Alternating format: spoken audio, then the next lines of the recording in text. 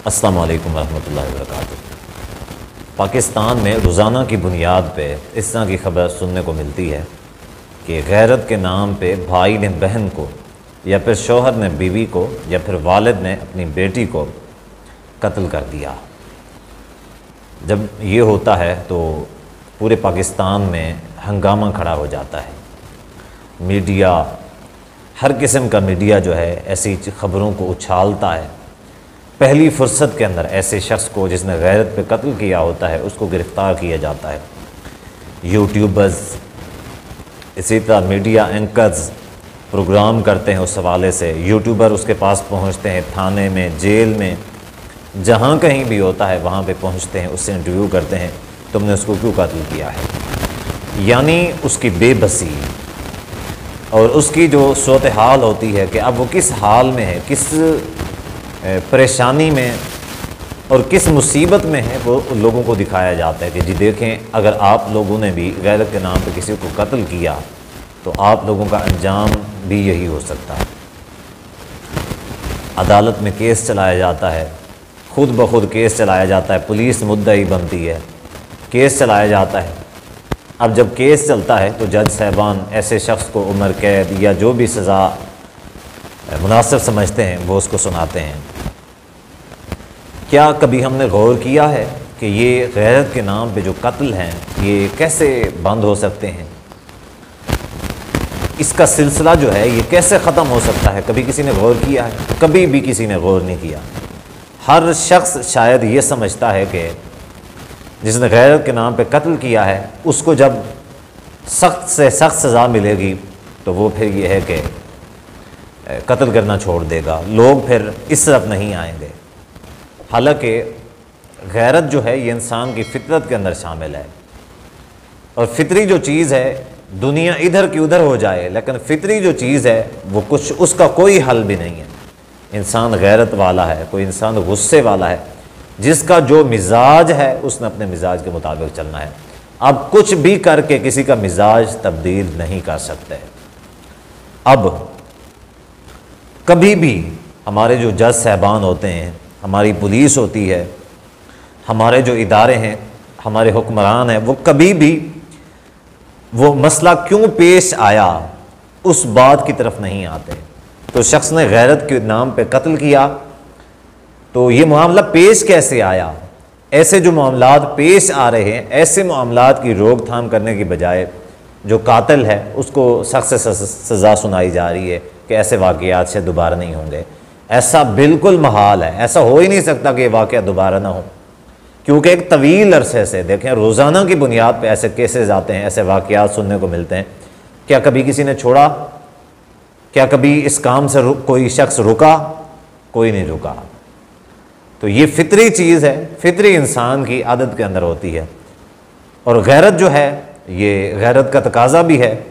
अगरचा कत्ल करना ये कोई सही बात नहीं है, मैं इस चीज़ की बिल्कुल हिमायत नहीं करता, लेकिन हमारे मुआशरे में एक चीज़ जो पाई जाती है वो ये है कि किसी भी बीमारी, किसी भी जुर्म जो है उसकी वजह तस्मिया नहीं देखी जाती भी ये जुर्म क्यों हो रहा है, इसका दरवाज़ा कहाँ से खुला हुआ है, कहाँ से चोर दरवाज़ा है जिसकी वजह से लोग जुर्म करने पे मजबूर हैं। कोई भी इस बात को समझने के लिए तैयार नहीं है। हमारी अदलिया हो, हमारे हुक्मरान हो, हमारे कानून नाफिज करने वाले इदारे हों, कोई भी नहीं। अब जो कातिल है उसको गिरफ़्तार कर लिया जाता है। अब किसी ने अपनी बहन, बेटी और बीवी को कत्ल किया है तो उसने अगरचा एक गलत काम किया था, एक जुर्म किया था, लेकिन जो उसके जुर्म में बराबर का शरीक होता है उसको कोई पूछता भी नहीं है, वो दंदनाता फिरता है, उसको कोई पूछने वाला नहीं होता, और जो कातिल है उसको गिरफ़्तार करके करारवा की सज़ा सुना दी जाती है। हमारे मुआशरे में यही तसव्वुर पाया जाता है कि शायद जुर्म सिर्फ़ और सिर्फ किसी एक का होता है। एक नौजवान लड़का वो मुझसे सवाल पूछता है कि मुफ्ती साहब, अगर वालिदैन पसंद की शादी नहीं करते तो अगर बंदा उसके बदले में ख़ुदकुशी कर ले तो गुनाह किसको होगा, वालिदैन को होगा या ख़ुदकुशी करने वाले लड़के को होगा?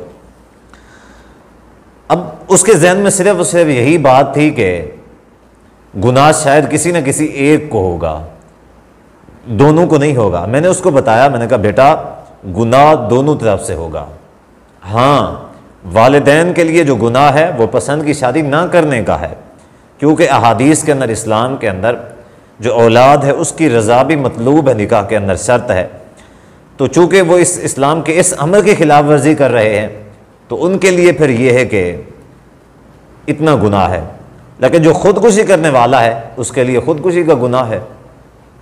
तो तब जाके उसके जहन में बात समझ में आई। पहले वो शायद हो सकता है ख़ुदकुशी कर लेता और ये समझता कि इसका जो गुनाह है ये मेरे वालिदैन के खाते में जाएगा।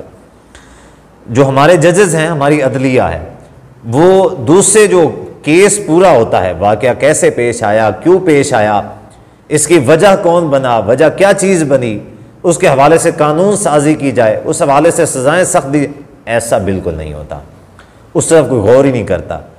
अब जब इस तरह के वाक़यात पेश आते हैं, लिबरल सेकुलर किस्म का जो तबका है वो फिर ऐसे गैरत के जो नाम पे जो कत्ल किए जाते हैं इनको उछालते हैं।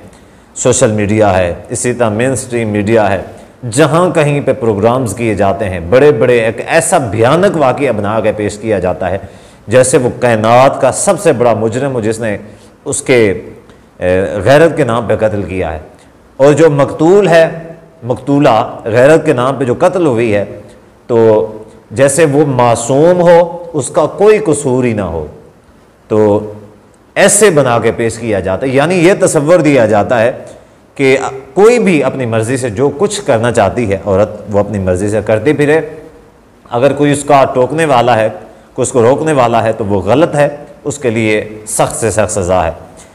तो कल भी एक ख़बर आई हुई थी कराची के हवाले से कि बाप ने बेटी का सर तन से जुदा कर दिया, जिस्म से उसका सर जुदा कर दिया। वजह क्या बनी? गैरत के नाम पे कत्ल, वालिदैन की इज्जत के साथ खेल रही थी। अब इस हवाले से किसी ने नोटिस नहीं लेना, उसके वालिदैन को पकड़ना है, उसके वालिद को उसको गिरफ्तार करना है, उसको फांसी पे चढ़ाना है कि तुमने गैरत की क्यों है, तुम्हारी बेटी थी, तुमने पैदा की, खिलाया पिलाया, बड़ा किया और जवान किया, बस इतना तुम्हारे लिए था, तुम्हारी कोई गैरत नहीं है इसमें। वो जो कुछ भी करती भी रहे, इसमें तुम्हारा कोई इख्तियार नहीं है, उसकी मन और उसकी मर्ज़ी, उसका जिस्म और उसकी मर्ज़ी है। तो खुदा के लिए मेरी गुजारिश है, खुदा के लिए आंखें खोलें और ज़रा होश के नाखून लें। अगर आप ये चाहते हैं तो इस हवाले से ज़रा कानून बनवाएं, या इस हवाले से कुछ किया जाए कि जो जुर्म की वजह है, अगर ये जो जुर्म किया जाता है बेहयाई या जो फहाशी है, इसके खिलाफ जब तक सख्त इक़दामात नहीं होते, गैरत के नाम पर कत्ल कभी भी नहीं रोक सकते।